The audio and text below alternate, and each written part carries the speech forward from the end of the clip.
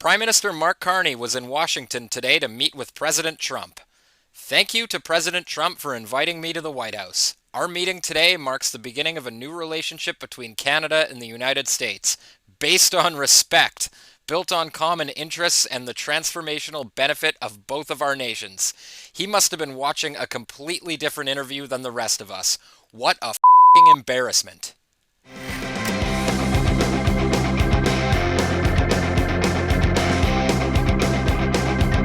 What's up, everybody? Welcome back to a brand new episode of Jonny Says So, episode 44. And today, we're talking about Mark Carney's meeting with Donald Trump today in Washington. Now, if you thought that Mark Carney was somehow going to be the one to stand up to Donald Trump, you're going to be really disappointed. So without further ado, let's get into it. Thank you very much, everybody. It's a great honor to have Prime Minister Mark Carney with us. As you know, just a few days ago, he won a very big election in Canada. And I think I was probably the greatest thing that happened to him, but I can't take full credit. His party was losing by a lot. And there it is, guys. One more example of Donald Trump taking credit for Mark Carney's victory. Make no mistake, if it wasn't for the 51st state rhetoric and the tariffs, we would be looking at a very different Canada right now. And he ended up winning, so I really want to congratulate him. It was probably one of the greatest comebacks in the history of politics, maybe even greater than mine. But I want to just congratulate you. That was a great election, actually. We were watching it with interest, and I think Canada chose a very talented person, a very good person, because we spoke before the election quite a few times. And it's an honor to have you at the White House and the Oval Office. Quite a few times. That's interesting. We were only made aware of the one time.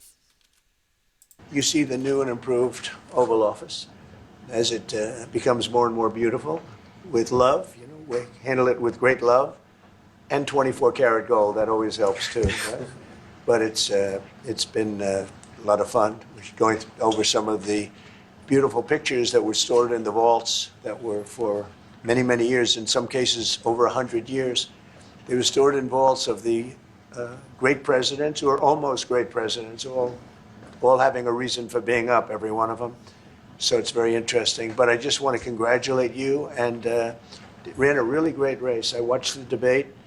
I thought you were excellent, and I think we have a lot of things in common. We have some tough points to go over, and that'll be fine. So Trump was watching the debate with interest. So I think it's safe to say that it is absolutely true. He did not want Pierre Poilievre to win. This wasn't just some 4D chess move to try to get Pierre elected. Donald Trump really meant this. Now, obviously, there's something in it for him to gain, or he wouldn't feel this way.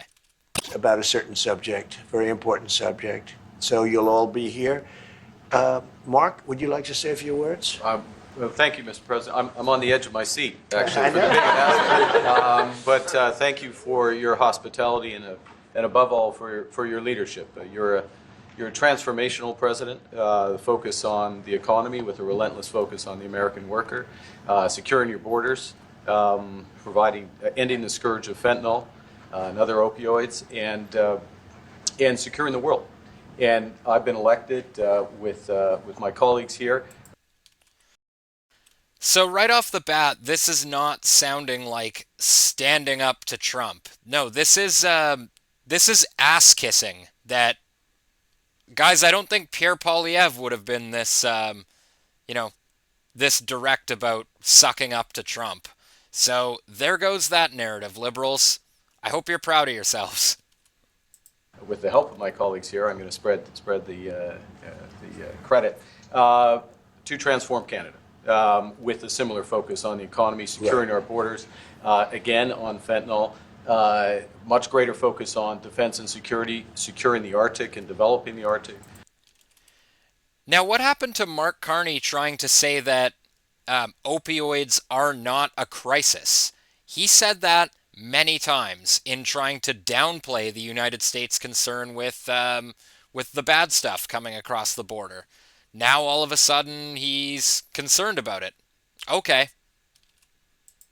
And the history of Canada and the U.S. is we're stronger when we work together, and there's many opportunities to work together. And I look forward to, addressing some of those issues that we have, but also finding those areas of mutual cooperation so we can move Great. forward. That's great. Very Great. nice. Thank you very much. It's a very nice statement.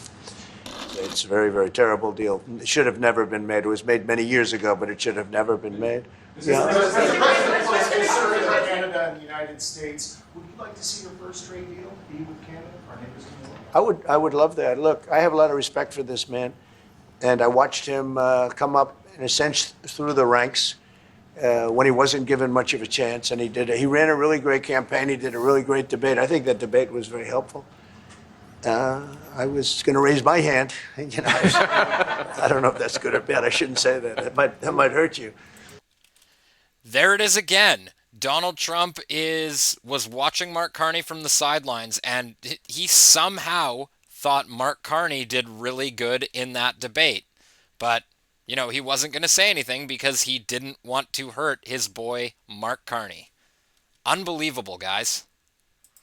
But no, he ran a really great election, I thought. And yeah, something could happen. Something could happen.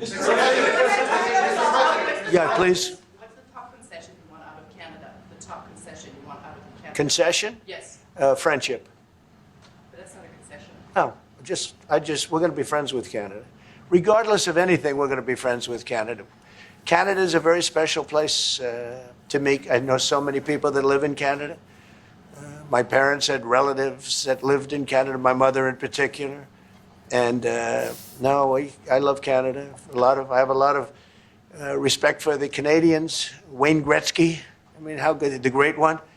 You happen to have a very, very good hockey player right here on the Capitals, who I have a lot of respect. He is a big, tough cookie, too. He just broke the record.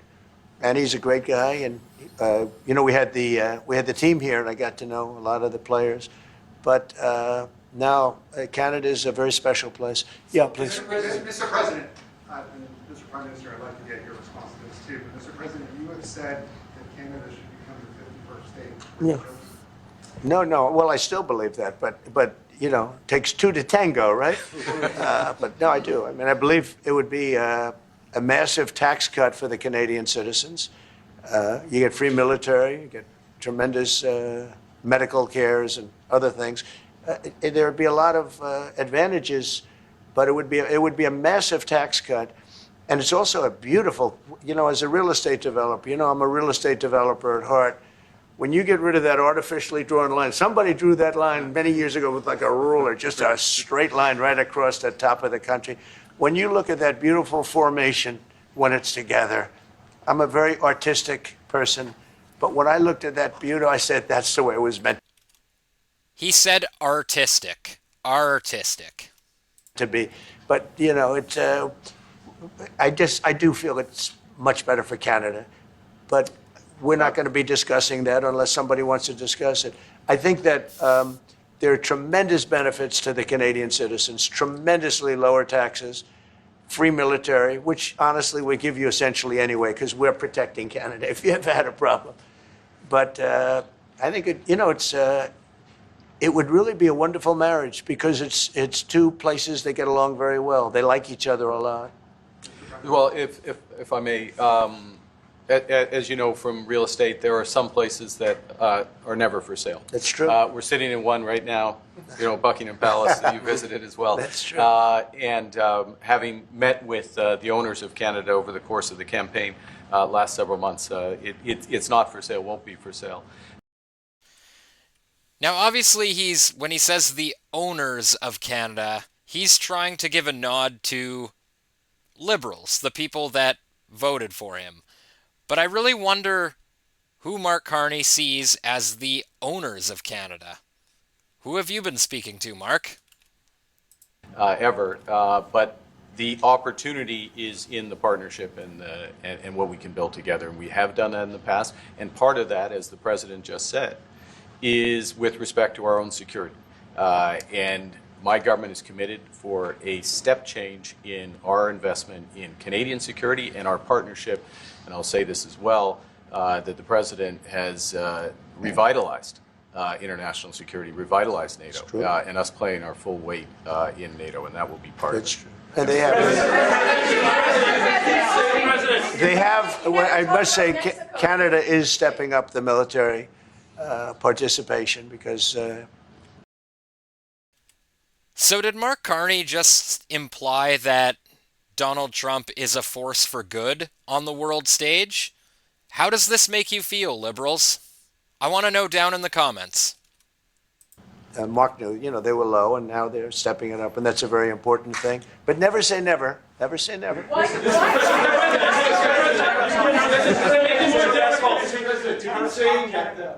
would it take to get the tariffs top of Canada? Well, we'll be talking about different things. Like, we want to protect our automobile business, and so does Mark.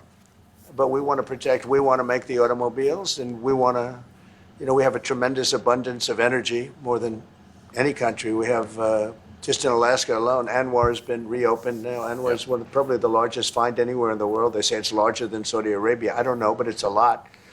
But we have tremendous amounts of energy. Other countries don't. We're both lucky in that way. They have energy. We have energy. We have more than we can ever use and more than we could ever sell, actually. And you have the same thing. So we're two countries that are very lucky. If you look at China, they don't have that. It's a big disadvantage. Clarifying something you said on USMCA, is the U.S. prepared to walk away from that pact? From what pact? USMCA.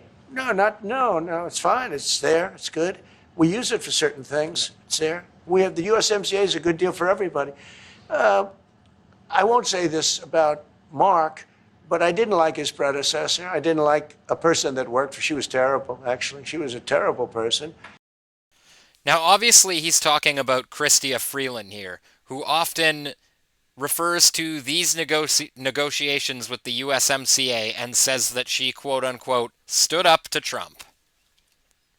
And she really hurt that deal very badly because she tried to take advantage of the deal and she didn't get away with it. You know who I'm talking about. But we had a bad relationship having to do with the fact that we disagreed with. And this part is where Mark Carney really starts to show his spineless side. Watch his facial expressions and his body language. He can't even stand up for his friends, Justin Trudeau and Christia Freeland. With the way they viewed the deal. And we ended it. We ended that relationship pretty much. The USMCA is great for all countries. It's good for all countries. We do have a negotiation coming up over the next year or so to adjust it or terminate it. Mr. President, I'll say a word on USMCA, if I may, Mr. President. It is a basis for a broader negotiation. Some things about it are going to have to change. And part of the way you've conducted these tariffs has taken advantage of existing aspects of USMCA. So it's going to have to change.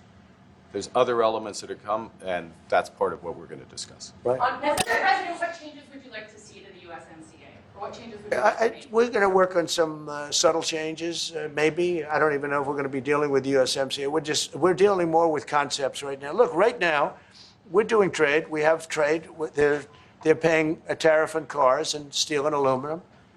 And I think we have a baseline of 10% or something like that for the tariffs. But we're getting along very well. Right now, going no further, but we have an agreement. We did something with even parts. You want to discuss that, Howard, with respect to Canada, which helps Canada out? Sure. So we've made an arrangement with the car companies that 15% of their USMCA parts are included, and then 15% of foreign parts from the manufactured suggested retail price are not tariffed to help domestic manufacturing really thrive. So it gave them a chance to be able to build their car parts factories if they're going to. A lot of these companies already have factories, and what they have to do is just fill them out.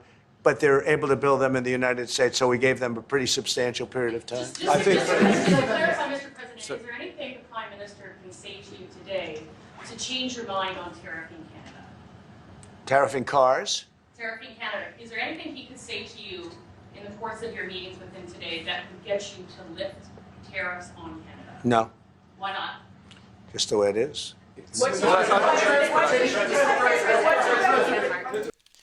So there it is. Mark Carney. Absolutely nothing he can do about these tariffs. This is what he ran on. So expect a bunch of inflation in order to cover unemployment insurance for the job losses that this failure is going to cause. 50% state, Yeah. if Canadians don't want it, would you respect that? Sure, I would. But this is not necessarily a one-day deal. This is over a period of time they have to make that decision. Yes, go ahead. Yeah, if I may. If respectfully, Canadians' view on this is not going to change on the 51st state. Secondly, we are the largest client of the United States in the totality of all the goods. So we are the largest client of the United States. We have a tremendous auto sector between the two of us, and the changes that made have been helpful. 50% of a car that comes from Canada is American. That's not like anywhere else in the world. And to your question about is there one thing? No, this is a bigger discussion. There are much bigger forces involved, and this will take some time and some discussions, and that's why we're here, to have those discussions, and that is represented by who's sitting around the table. See, the conflict is, and this is very friendly. We're not. This is not going to be like we had another little blow up with somebody else. That was a much different. This is a very friendly conversation, but. So obviously he's referring to his meeting with Zelensky. A lot of people were thinking that Mark Carney was going to walk into this room and just completely get the Zelensky treatment. And I don't think that would have been productive for anybody, but it would have made for some good entertainment. We want to make our own cars. We don't really want cars from Canada. And we put tariffs on cars from Canada, and at a certain point, it won't make economic sense for Canada to build those cars. And we don't want steel from Canada because we're making our own steel, and we're having massive steel plants being built right now as we speak. We really don't want Canadian steel, and we don't want Canadian aluminum and various other things because we want to be able to do it ourselves. And we, because of, past thinking of people.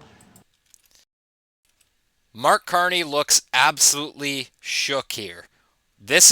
Watch his facial expressions here, guys.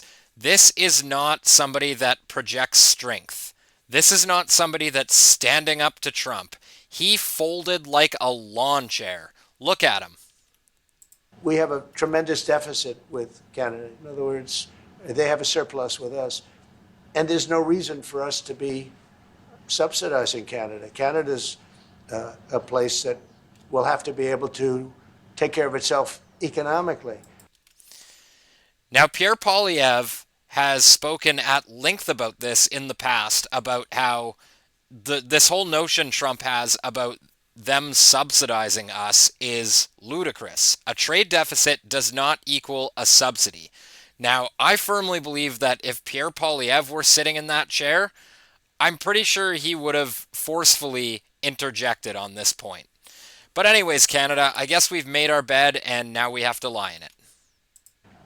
I assume they can. I will tell you that Trudeau, when I spoke to him, I used to call him Governor Trudeau. I think that probably didn't help his election. But when I spoke to him, I said, so why are we taking your cars? Why are we taking we want to make them ourselves. I mean, I said, and if the price of your cars went up, or if we put a tariff on your cars of 25%, what would that mean to you? He said, that would mean the end of Canada. He actually said that to me. And I said, that's a strange answer, but I understand his answer. But no, I mean, it's hard to justify. Mark Carney here looks exactly like George Bush did when the second plane hit the tower. Look at his face, guys. He knows he is completely unprepared for this moment. This is nothing that we haven't heard before from Trump. This rhetoric that he is spouting off right now, this is the exact same position that he has taken since before he was president for the second time. He was saying all of this stuff leading up to his election. All he's doing is I don't like what it's doing for Canada. I wish we weren't in this position of weakness that we're in right now. I sort of wish that we were in a position to be able to manufacture things here for Canadians, but we're not. He is doing this for the betterment of the American people. That's it. And Mark Carney looks completely unprepared for this realization and this conversation. Subsidizing Canada to the tune of maybe $200 billion a year. We protect Canada militarily, and we always will. We're going to, that's not a money thing. But we always will. But, it's not fair. But why are we subsidizing Canada $200 billion a year, or whatever the number might be? It's a very substantial number. And it's hard for the American taxpayer to say, gee whiz, we love doing that. Thank you very much. We're going to have a very substantial... So there it is, guys. Mark Carney just sat there and fidgeted nervously while Donald Trump outlined his plan to take auto manufacturing away from Canada. And he didn't mention one thing about the new movie tariffs that Donald Trump just announced, a 100% tariff on American-made movies in Canada. He just sat there and took all of it with almost no pushback, except for his very canned speech about how we will never be the 51st state. We know, Mark, that was just a troll. At no point was the United States going to invade Canada. The proposition is completely ludicrous. But, hey, I guess it won him the election, didn't it? And that's my show for tonight, guys. Let me know what you think down in the comments. Did Mark Carney project strength here? Are you encouraged? Do you feel confident that they are going to come up with some sort of arrangement that's going to benefit Canada in any way, shape, or form? And as always, if you like what you see, please like, share, and subscribe, and I'll see you in the next one. Peace.